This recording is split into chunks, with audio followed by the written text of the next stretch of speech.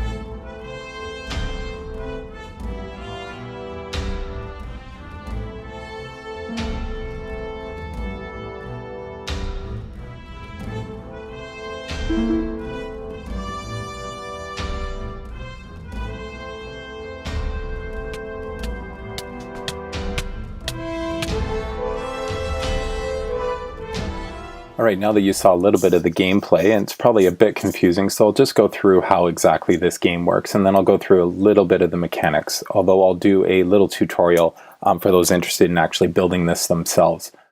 So basically we're running MCPC, which allows us to run some plugins. So we're running a plugin called PvP Arena by Slipcore, and that takes care of the spawning in the inventory, the weapons and such for the players. And also counts the rounds and tells us who won and everything like that. But you don't need that. That's just sort of a bonus and makes it easier for us to run. You can run this through vanilla. So basically what we have is you spawn in over this pressure plate, and this pressure plate hits the reset, which basically sets the floor for the next round or the next match. So what would happen is you would spawn and you'd fall, and you get pushed off the pressure plate into the play field. And the tone sounded, that's just the floor resetting, and you see a red light, goes green, the targets pop up. So these are the targets you want to shoot at. There's no point shooting at your opponent, you can't hit them, PvP is off, this is Spleef. So what you do is you'd start off and you start shooting at targets. And what you saw is people, when they hit the targets, the floor would drop out underneath them. And what you heard there is a tone from a note block. So we have it set that when you hit a target, a tone sounds, and it's a different tone from the different sides. So this one is a higher one. You can hear that, and lower one. Okay, there we go. And so as you can see, when you hit a target, 2 panels come out from the floor, and these are the Tinker's Construct drawbridges. So basically they'll retract and you can fall to your death. So the trick is to try and trap your opponents so they fall in before you do, and there's 3 rounds per game.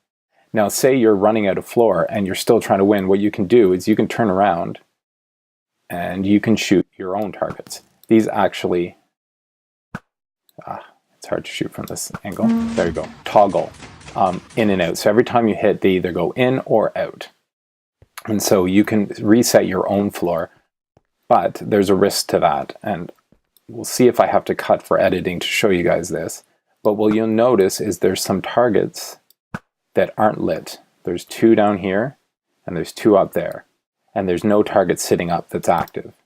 Now what happens is if you hit a target, there's a random chance that one of those is going to pop up. Now, those popping up, there's one up there. Now this is really hard to hit. Let's see if I can do it. Almost. And you have 10 seconds to hit this bonus target. Now I didn't make it. So we may need to edit this here to try and get it to show one. Let's see if I can hit that one. Almost. Those ones are really hard. So they're obviously a better bonus than these ones. I was just trying to show you the close ones, hopefully. We'll edit to when I get one. Okay, we just had one pop up, and we'll shoot across at it, and hopefully hit it.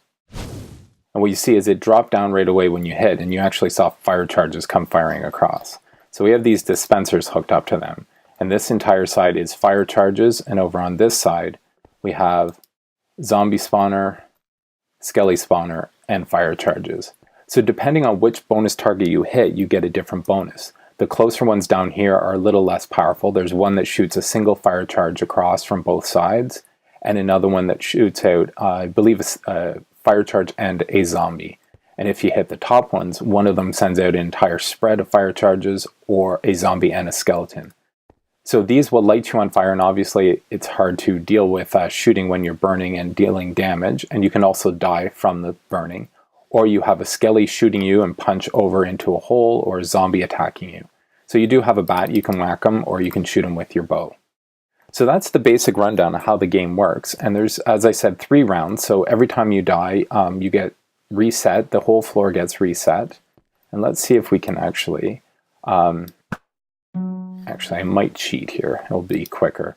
So let's just grab a zombie egg. Oops. There we are. So if a zombie, say, spawns here, and you die, and you get reset to the start, what will happen is not only will the floor reset, oops, I missed the pressure plate, but what you'll see is the zombie also dies. It's usually a little quicker than that. So there we go. So you have a reset floor, and the targets drop down so that your opponent who is still alive can't start taking out your floor before you're ready, and then you start the next round. And that's basically the BowSpleef. All right, now let's go through a bit of the basic mechanics of how this works. I'll do, as I said, a tutorial showing the full mechanics.